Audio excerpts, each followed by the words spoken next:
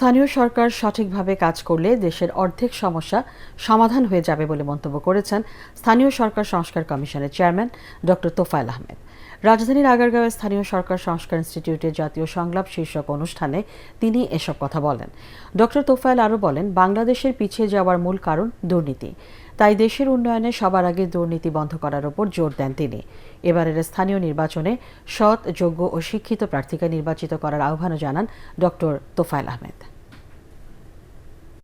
এইবারের জন্য অন্তত এই চান্সের জন্য আমরা যেন সৎ লোক নির্বাচন করি, শিক্ষিত লোক নির্বাচন করি।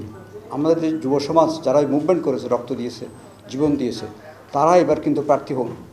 এই দেশ পিছিয়ে যাওয়ার, উঠতে না পারার, কোথাও দাঁড়াতে না পারার প্রথম কারণ হচ্ছে দুর্নীতি।